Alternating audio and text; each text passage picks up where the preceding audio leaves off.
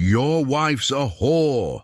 the scruffy little girl yelled at the altar, just as the millionaire was about to kiss his bride. Then she rips the bride's dress, and everyone is shocked to see what was underneath. Please rate my story from 0 to 10. Your opinion is very important, and subscribe to my channel to support my work. I'm counting on your help. The organ resonated majestically within the century-old church as the guests settled into the wooden pews, admiring the impeccable decor that had cost a small fortune. The businessman adjusted his tie for the third time, trying to control the nerves that were tightening in his chest. At 30 years old, he had amassed enough wealth to live several lifetimes, but at that moment, before the altar, he felt like a lost boy. The bride appeared at the back of the church, dazzling in her French lace gown, each step calculated to the sound of the wedding march. Her face was covered by a delicate veil, but everyone could see the perfect smile she wore.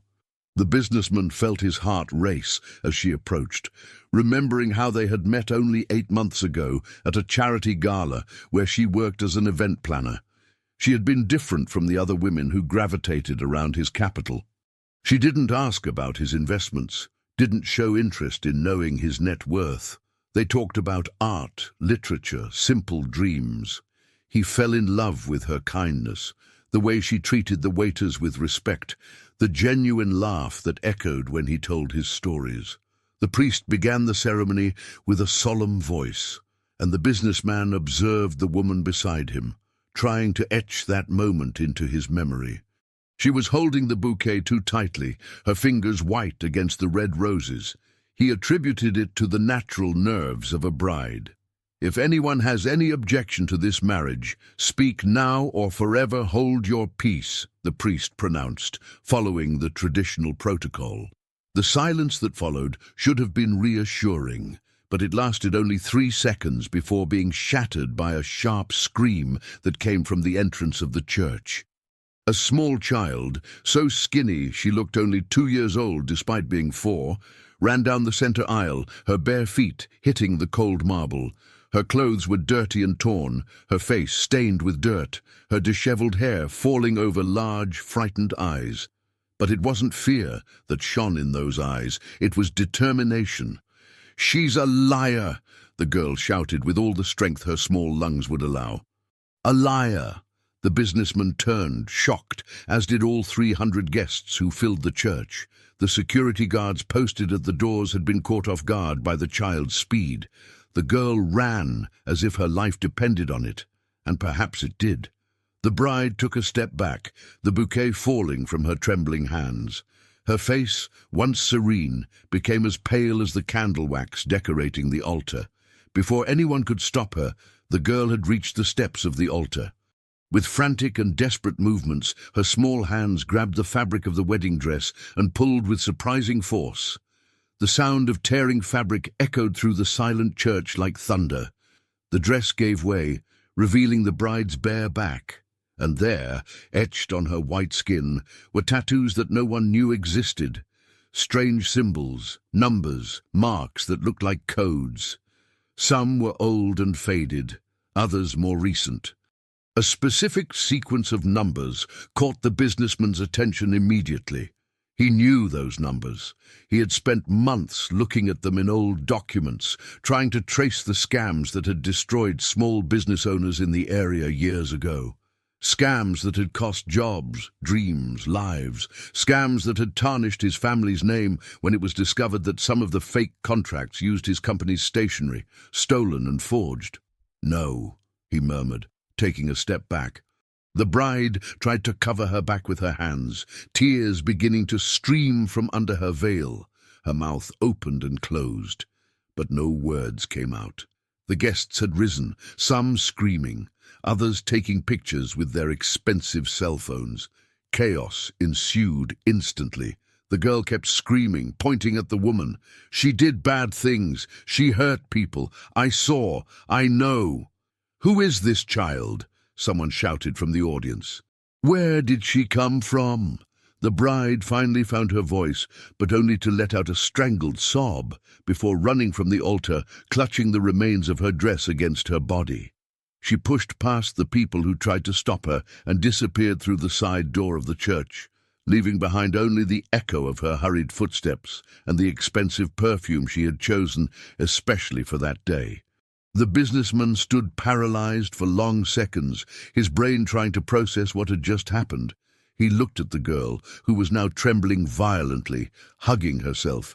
He looked at the guests, whose faces expressed shock, morbid curiosity, judgment. He looked at the empty altar, where minutes ago he was about to get married. Security finally reached the child, but she struggled with force disproportionate to her size. "Let her go," ordered the businessman, his voice cutting through the murmur. Something in that tone made everyone quiet down. The girl looked at him with those immense eyes, and he saw something there that made him shudder. It wasn't malice, it wasn't childish wickedness. It was pure desperation, mixed with a kind of knowledge that no 4-year-old should carry. "Who are you?" he asked, crouching down to her level. "How do you know these things?" But the girl only shook her head, her eyes filling with tears, and then, before he could ask any more questions, she broke free and ran out of the church, disappearing into the streets of the big city as quickly as she had appeared. The businessman stood there, kneeling at the altar, surrounded by the wreckage of his wedding and the questions that had no answers. His investments in stocks, his accumulated wealth, his material possessions, none of it mattered at that moment. All he could think about were those symbols on his bride's back and the absolute certainty in the eyes of that hungry child. He didn't know it yet, but that was just the beginning of a journey that would completely transform everything he thought he knew about loyalty, redemption, and the true meaning of wealth. 3 weeks dragged by like entire years.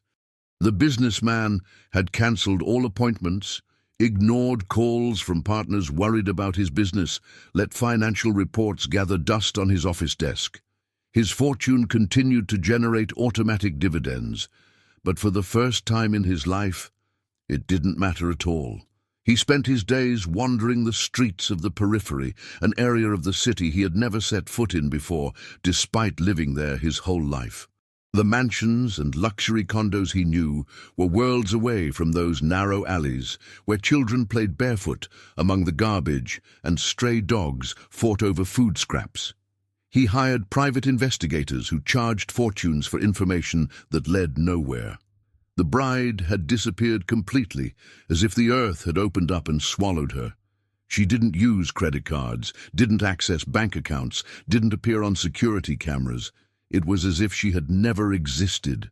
But it was the girl who really obsessed him, that dirty, hungry child who knew secrets capable of destroying lives.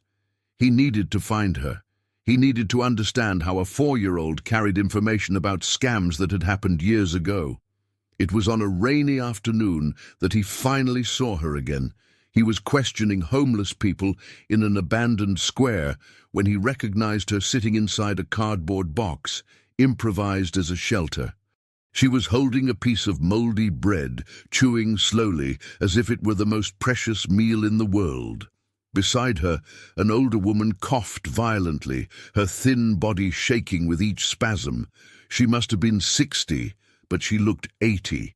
Her skin was yellowish, her sunken eyes surrounded by dark spots. The businessman approached slowly, fearing the girl would run again, but she just looked up and stared at him without surprise, as if she had been waiting for him. "You came," she said simply, her small voice almost swallowed by the sound of the rain. "I need to talk to you," he replied, crouching on the wet sidewalk, not caring about the expensive suit he was ruining. "About what you did at the church. About that woman." The girl looked at the woman beside her, who had stopped coughing and was now watching the man with suspicion. "He's not going to hurt us, Grandma," said the child, using an affectionate term for someone who clearly had no blood ties with her. "Who are you?" asked the older woman, her voice hoarse and weak. "What do you want with the little one?" He explained who he was, omitting details about his wealth but being honest about the ruined wedding. He spoke about the tattoos, the numbers, the old scams.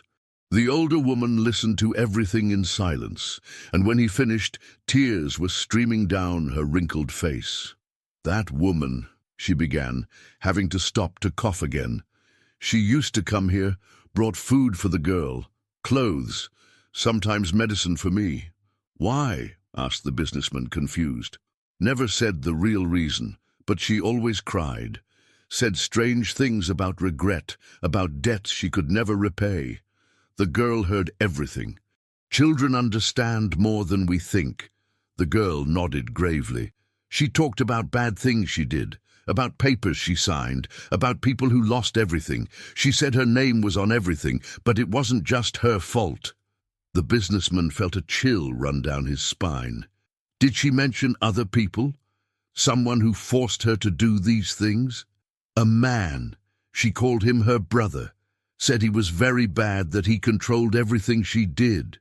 That if she didn't obey, he would tell secrets that would ruin the whole family.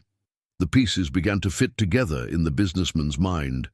He vaguely remembered that the bride had mentioned having an older brother, but he had never met him.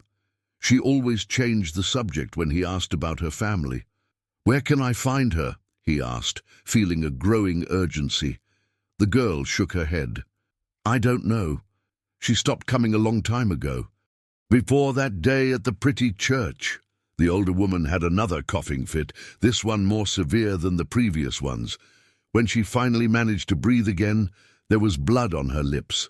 The girl wiped her face carefully, a gesture so tender and adult that broke the businessman's heart. "You need help," he said, making a decision that would change everything. Real help. "Doctors, a place to live." "We're not charity cases," replied the woman with wounded pride, even though she was trembling with cold and illness. "I'm not offering charity. I'm offering a fair exchange. You tell me everything you know about that woman. You help me understand what happened, and I guarantee you have a roof over your head and food on the table." The girl and the older woman exchanged glances. The child held the woman's trembling hand and nodded. It was a decision they both made together, as partners who had survived the worst horrors that life on the streets could offer.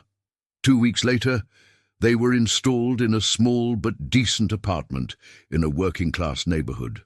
It wasn't luxurious, but it had hot water, clean beds, and a refrigerator that he kept always full. The older woman had finally seen a doctor who prescribed expensive medications for her advanced lung disease. During that time, through fragmented conversations that took place while the girl drew on the floor or played with simple toys he had bought, the businessman put together an increasingly clear and disturbing picture of the truth. The bride was not the main villain in that story. She was a prisoner of her own brother, a man who had discovered dark secrets about the family's past and used them as weapons to force her to participate in his schemes. The forgeries started small, altered contracts here and there, but grew into an operation that destroyed dozens of small business owners. "She said she was going to marry you to get away from him," the girl said one afternoon, her childish words carrying the weight of adult truths. "She said you were good, that with you she would be safe, that her brother wouldn't be able to control her anymore." The businessman felt like he had been punched in the stomach. She didn't love him for his fortune. She saw him as protection, as a lifeline in a sea of manipulation and control. And he had judged her, condemned her without even hearing her side. The older woman then revealed something that changed everything.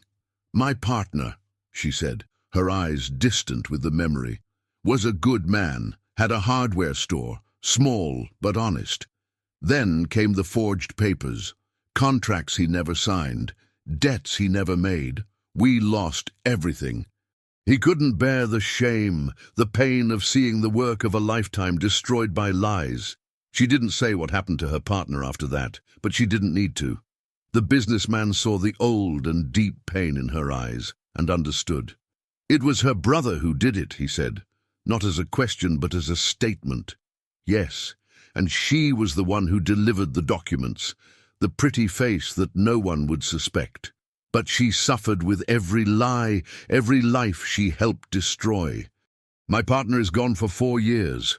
Shortly after, I found this girl abandoned in a dumpster, crying and hungry. I had nothing left, but I had arms to hold a child who needed it." The businessman ran his hand over his face, feeling the weight of those revelations. His bride had been forced to destroy lives. She had participated in the ruin of the partner of the woman who then found and cared for the abandoned girl. And now he was there, trying to piece together a tragedy that stretched for years and connected people in impossible ways. He needed to find the bride. He needed to hear her, understand her version, maybe even help her break free from her brother's control for good. But more than that, looking at the girl who was now smiling as she drew birds in a notebook he had bought, he felt a responsibility grow in his chest. That child had wrecked his wedding to expose a truth. She had risked everything so that he would know who he was marrying. And now, in some way that he didn't yet fully understand, she and the woman who had raised her had become part of his life in a way that no investment or asset could ever replace. 6 months had passed since the ruined wedding, and the businessman's life had changed in ways he never imagined possible. His days were no longer filled only with meetings about cash flow and market analysis. Now they included taking the girl to doctor's appointments, helping the older woman with her medication, and discovering that building real relationships required more than simply transferring money from one account to another. The older woman got worse every week. The doctors had been clear about the prognosis, but she insisted on remaining hopeful because of the girl. "She needs me," she always said, even when she could barely get out of bed. It was on a cold morning that the girl woke up and found the woman motionless in the bed next to her. Her desperate screams woke the neighbors, who called the businessman. When he arrived at the apartment, he found the child sitting on the floor, hugging her knees and rocking back and forth, her eyes fixed on a distant point. The woman who had found her in the dumpster and given her unconditional love for 4 years was gone. And the girl, who had already lost so much in her short life, shut down completely.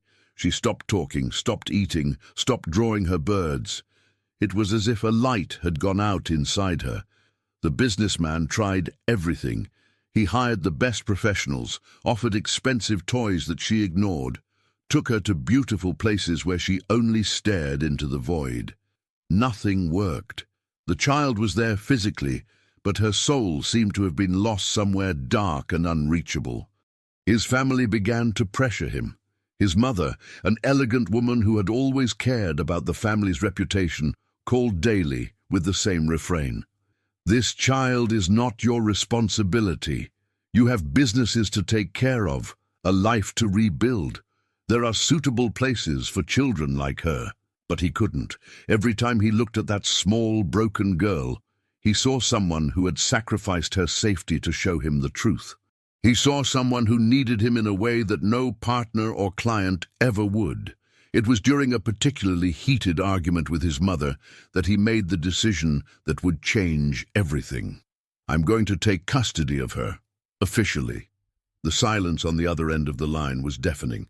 Then his mother exploded. "Have you gone mad? A single man raising a street kid? Do you know the scandal this will cause? What people will say about the family business?" "I don't care what they say," he replied, surprised by the firmness in his own voice. "She needs me." The legal battle that followed was brutal. His family hired expensive lawyers who argued that a single man with no experience was not fit to raise a child, especially one so traumatized. They presented evidence of his long working hours, his frequent business trips, his lack of preparedness to be a father. The businessman fought back with a determination he didn't know he possessed. He completely reorganized his routine, delegated responsibilities at the company, transformed his apartment into a home suitable for a child. He hired a therapist specializing in childhood trauma, who began daily sessions trying to reach the girl through the silence she had built around herself. It was the therapist, a middle-aged woman with a soft voice and infinite patience, who finally made the first breakthrough.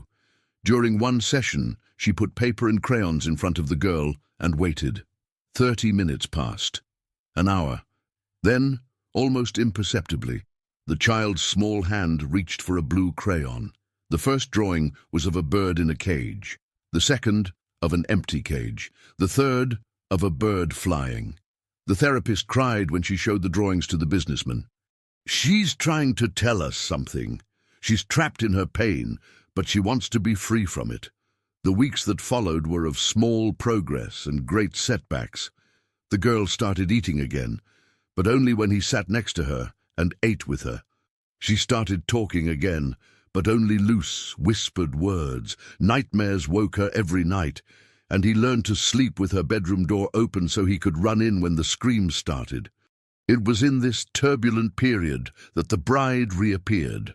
He was leaving the supermarket, the girl next to him timidly holding his hand, when he saw her across the street. She was different, thinner, wearing simple and cheap clothes, but it was her eyes that had changed the most.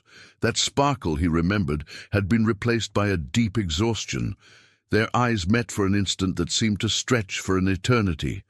Then she turned and began to walk quickly in the opposite direction. He thought about following her, but he felt the girl's hand squeeze his tightly and realized that the child was trembling. "Do you know her?" he asked softly. The girl nodded, her eyes fixed on the figure that disappeared into the crowd.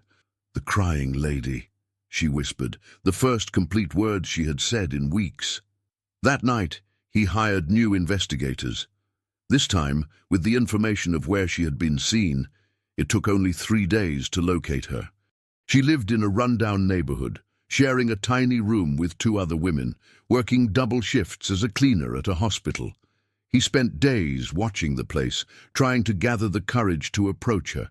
That's when he saw the man. Tall, broad-shouldered, with a face that seemed carved from cold stone. He always appeared at the end of her shift, and even from afar, the businessman could see the fear that settled on the woman's face when she saw him. The man spoke softly but aggressively. The bride shrugged, fidgeted nervously with her hands, and then handed over something that appeared to be money.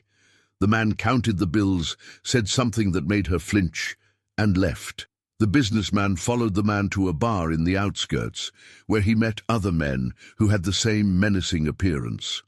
They weren't organized gangsters, but they were dangerous in the way that men who like to exert power over the weaker ones always are. Local loan sharks, he discovered later. The bride's brother had debts with them, and she was paying in his place. It took another 2 weeks to finally confront her. He waited in front of the hospital at the end of her shift, blocking her path. She tried to pass him, but he gently held her arm. "We need to talk," he said. "We have nothing to talk about. You saw what I am." "What I did," she replied, her voice full of shame. "I saw tattoos, I saw numbers, but I didn't hear your story. Not from your mouth." She looked at him with tears in her eyes. "Why do you care? I wrecked your wedding. I shamed you in front of everyone." "That girl," he said, changing the subject. "The one who was in the church. She lives with me now. I'm trying to get permanent custody." The surprise on her face was genuine. "The little one. How is she?" "She lost the woman who took care of her. She's suffering more than any child should. But she's fighting to come back, to be free again." The bride let the tears fall freely now. "I tried to help her. I brought food, clothes. It was the only good thing I could do while everything around me was rotten and false." "Why didn't you tell me? About your brother, about what he forced you to do?" "Because I was afraid. Afraid you would hate me, afraid he would carry out his threats and destroy what was left of my family. Afraid you would be just another man who would use me and then throw me away when you found out the truth." He took a deep breath. "Your brother is still controlling you. I saw you paying those men." She paled. "You followed me. He left debts. You're paying for him." "I have no choice. He's my brother. He's all that's left of my family." "Family doesn't do what he did to you. Family doesn't turn you into a prisoner of your own life." They talked for hours that night, sitting on a park bench as the early morning chill set in. She told him about her difficult childhood, about how her brother always blamed her for her parents' separation, about how he discovered old family secrets and used them as invisible chains. She told him about every falsified contract, every ruined life, every night she cried herself to sleep. "I was going to tell you," she said finally, "on the honeymoon, away from him, away from everything. I was going to tell you the whole truth and beg you to help me be free, but the girl exposed me before I had the courage." The businessman felt the weight of that revelation. She had seen in him a way out, a chance for a new beginning, and he had judged her without hesitation. "I can help you now," he said. "I can end this." She shook her head. "You don't understand. My brother has evidence against me, signed documents, records. If I try to run, he turns me over to the authorities and I lose everything, maybe even go to prison. Then we bring that evidence to light. We show that you were coerced. And who's going to believe me, a woman who participated in scams for years, saying she was forced? I'll just look like another criminal trying to escape the consequences." He had no answer to that. Not yet.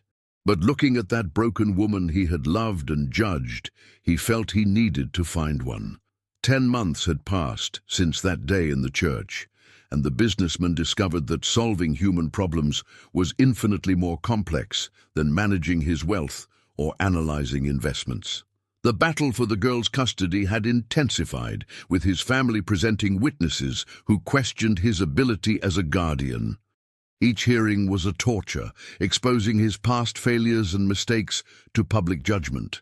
The girl, who now attended an expensive private school, faced her own demons.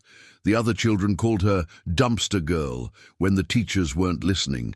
They excluded her from games, whispered and laughed when she passed. She came home with eyes red from crying, but never told what happened. He found out through embarrassing phone calls from the principal. The therapist explained that the girl was carrying a guilt that didn't belong to her. "She thinks she's a burden to you, that she causes too many problems. The kids pick up on that and attack where it hurts the most." One afternoon, the girl had an outburst of anger at school. She pushed a classmate who had called her a beggar, shouted words that a 4-year-old shouldn't know, and locked herself in the bathroom, refusing to come out. When the businessman arrived, he found her huddled behind the door, trembling and muttering to herself, "I'm bad. I ruin everything. Grandma died because of me. You're going to leave too." He sat down on the cold bathroom floor with her, not caring about the expensive suit or the stares of the teachers. "You didn't ruin anything. You saved me. You showed me things I needed to see. But now you're fighting with your family. And that lady is suffering. It's all my fault. It's nobody's fault when things are hard. Sometimes life hurts, but that doesn't mean someone did something wrong. It means we're growing." It was in that vulnerable moment that the bride appeared at the school. She had called him earlier, saying they needed to talk urgently, and he had given her the address without thinking about the consequences. When she saw the child on the floor, crying, something broke inside her. "Little one," she said softly, crouching down, "do you remember me?" The girl lifted her swollen eyes and nodded slowly. "The crying lady. Yes, I cried a lot, because I was afraid and ashamed of what I had done. But do you know what you did that day in the church? You freed me. For the first time in years the lies were over, and even though it hurt, it was the kindest thing anyone has ever done for me." The child blinked, confused. "But I wrecked your pretty wedding. You saved 2 people from building a life based on lies. That's not wrecking, that's being brave." In the days that followed, something unexpected happened. The bride began to visit the girl regularly. She brought simple books, taught her old songs, listened to her fragmented stories about the woman who had raised her on the streets. And the child, little by little, began to open up in ways that even the therapist hadn't been able to achieve. It was during one of these visits that the bride revealed the whole truth to the businessman. Her brother was planning a new scheme, targeting small businesses in the area that were thriving. He had obtained inside information through the contacts he maintained in the underworld of loan sharks and planned to use sophisticated forgeries to divert contracts and funds. "One of the companies on the list is yours," she said, handing over documents she had stolen from her brother. "He knows you have capital invested in different areas. He wants to hit you through business because he can't reach you in other ways." The businessman examined the papers, feeling anger rise in his chest. "Why are you telling me this? You know he's going to find out it was you." "Because I'm tired of being afraid, tired of being a prisoner, tired of waking up every day knowing that I'm allowing him to hurt more people. If he destroys me for this, at least I'll fall knowing I did the right thing." He tried to use the documents as evidence, but his lawyer was clear. Without more concrete evidence, and without an official testimony from the bride, the papers were not enough. She needs to file a formal complaint. She needs to be willing to testify against him. But when the businessman presented this option, the bride hesitated.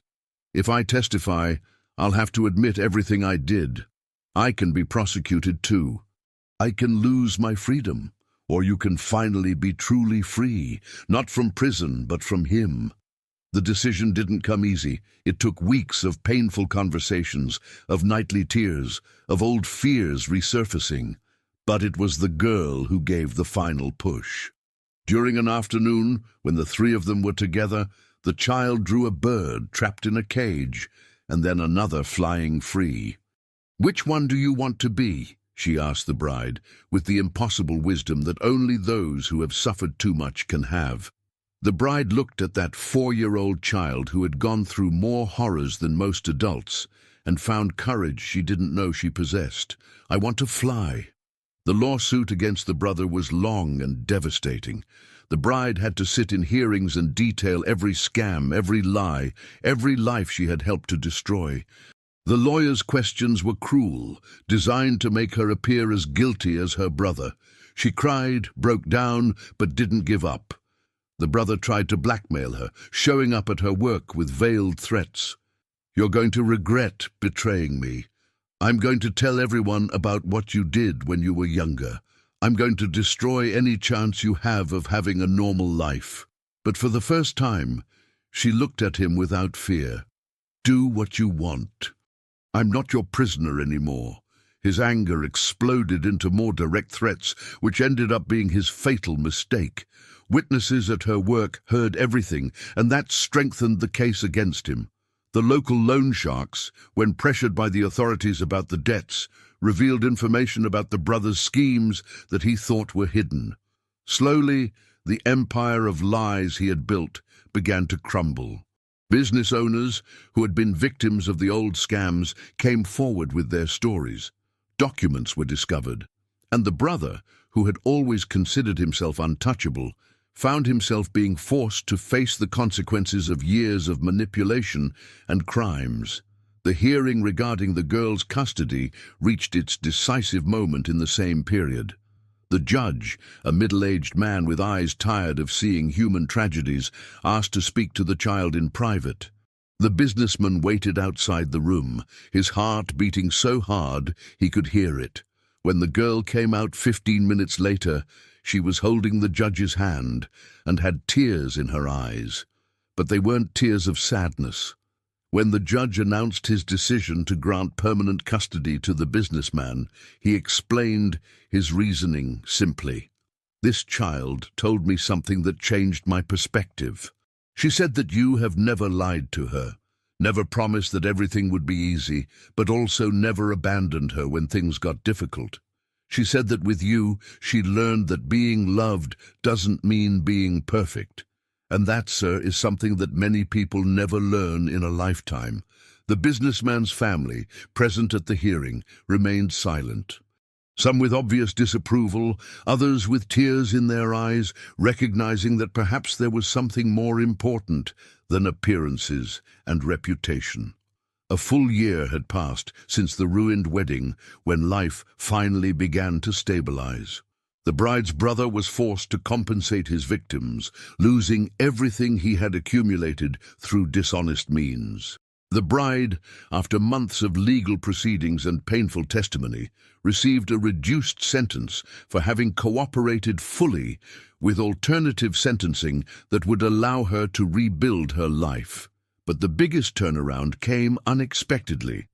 During the investigations, it was discovered that the woman who had cared for the girl on the streets was not just another victim of the brother. She had kept documents, receipts, detailed notes of everything that had happened with her partner's business. She knew that one day that evidence would be needed and had left them hidden in the apartment where she lived with the girl.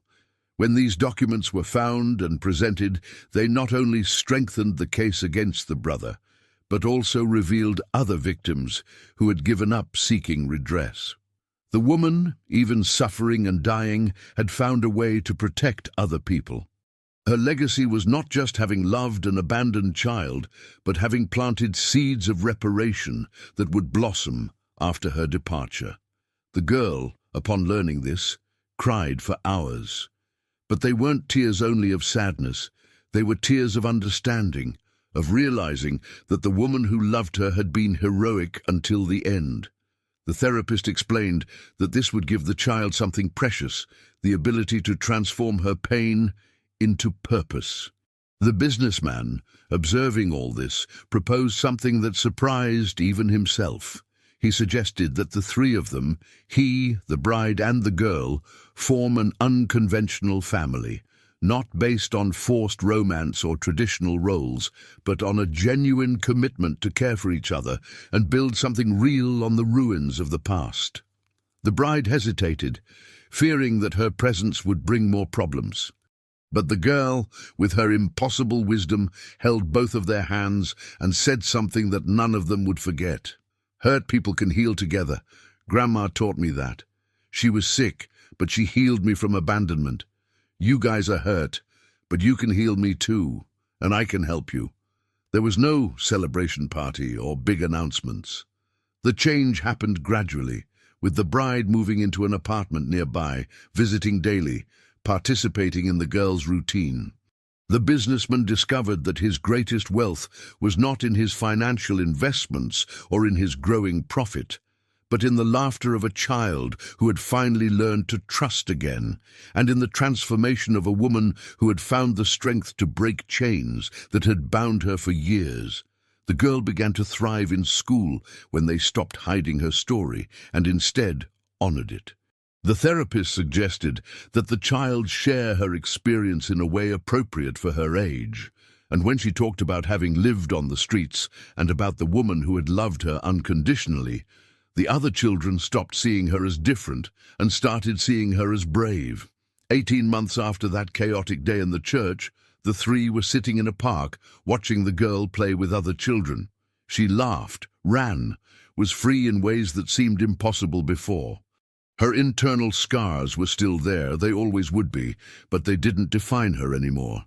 "It was worth it," said the businessman, without taking his eyes off the child. "All the judgment, all the suffering, it was worth it to get here." The bride, who was now working honestly as an event planner again and rebuilding her reputation through consistent actions, nodded. She saved us as much as we saved her. She showed us that new beginnings are possible even when everything seems lost. And it was true. None of them had come out unscathed from that journey. They carried scars, painful memories, regrets that would never completely disappear. But they also carried something more precious, the certainty that they had chosen to fight for the right thing, even when the path was impossible. The girl ran to them, breathless and smiling, holding a wildflower she had found. "For you," she said, handing over the small, imperfect flower, "because you helped me fly." And in that simple moment, under the afternoon sun, three broken people who had found each other in the most improbable circumstances discovered that sometimes true wealth is not measured in accumulated fortunes, but in healed hearts and lives, transformed by the impossible power of unconditional love and second chances. If you like this video, please subscribe to my channel. I promise to bring you videos every day that will make your life happier. comment on what you thought of my story, giving it a rating from 0 to 10, and thank you very much.